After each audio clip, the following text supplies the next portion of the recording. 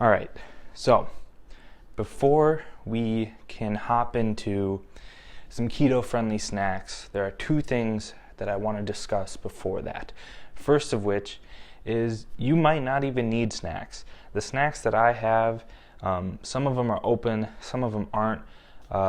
They have lasted me and are gonna last me a really long time, because when you're on a ketogenic diet, your hunger is going to be satiated a lot more, and you're going to be full longer, and you're not going to get as hungry. So these snacks, for me at least, are just if I am a little hungry at the end of the day, if I haven't met some of my goals, or maybe the carbs in terms of percentage is too high, so I do this, which is just fat and protein, stuff like that. Or I just want a treat. Another thing to take into consideration with ketogenic snacks is the difference between a dirty keto diet and a clean and strict keto diet. A dirty keto diet is that basic ketogenic diet that I talked about in the first video, where it's just really low carbs, high fat, moderate protein. So those carbs could come from anywhere as long as you're staying under your percentage and macro goals. So it could be pizza all the time, it could be Subway. You're probably going to go over with those, but really processed, not very good for your actual health kind of foods, as long as you're under the carb limit. Now, clean and strict keto, we're talking organic, raw foods. When you look at the ingredients, it's not this long list. It's 1, 2, 3 ingredients at most. Like, with the grass-fed butter that I use for the bulletproof coffee, it's pasteurized milk and cream, and I honestly think that's it. So yeah, those are two things that you kind of need to take into consideration.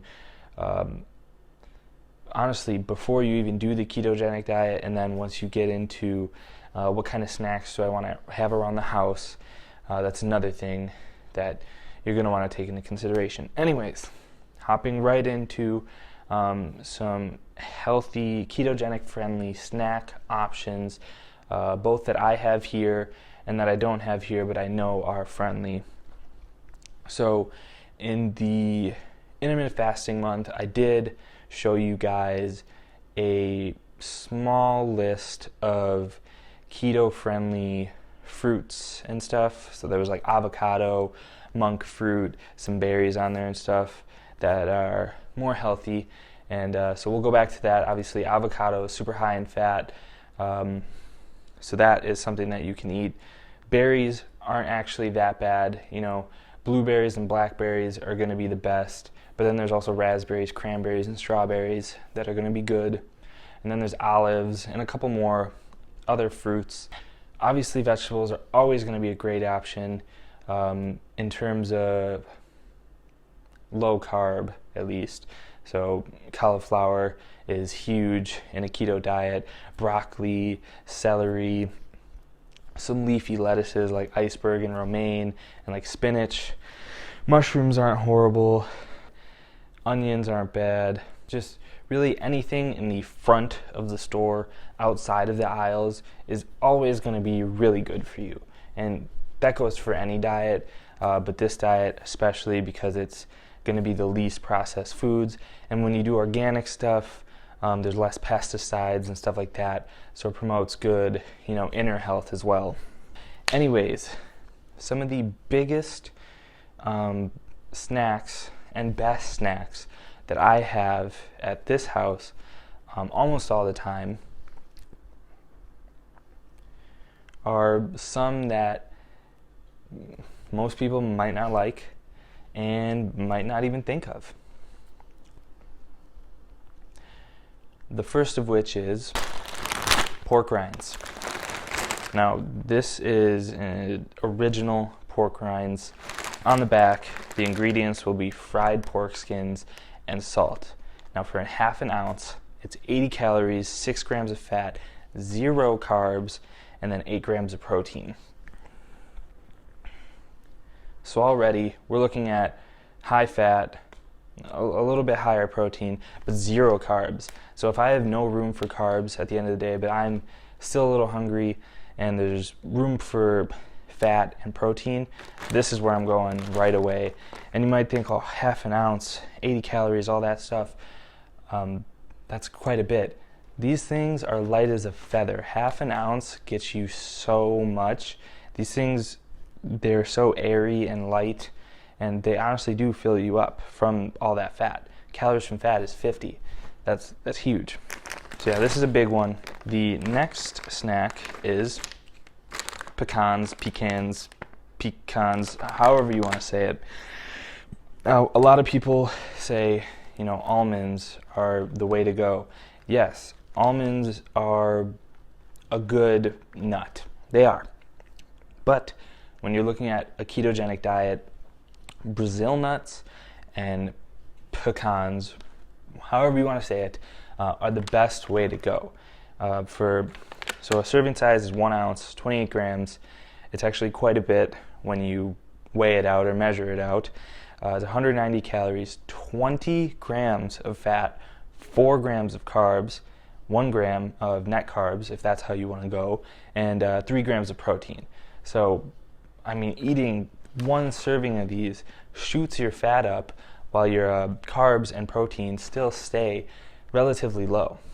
Now I got this bag from the baking section because when you go into the actual nuts, there's the organic nuts and stuff like that in the front of the store that might just be straight up nuts. Look at the ingredients, find out yourself. But if you go in the snack aisle where the nuts usually are, they're going to be coated in palm oil, and the ingredients list is going to be a bit long, and they might have and or, which means they're not paying attention to what's going into their products, and it's just not good for you. This baking aisle one, the only ingredient is straight up nuts. Now nuts are somewhat expensive, but again, these things do fill you up. 1 to 2 servings if I'm still hungry, and I'm good for the rest of the night. The next 2 snacks are a little bit controversial. Not because they might kick you out of keto or anything like that, but like I said, some of these most people might not like, yada yada yada. This one is canned tuna.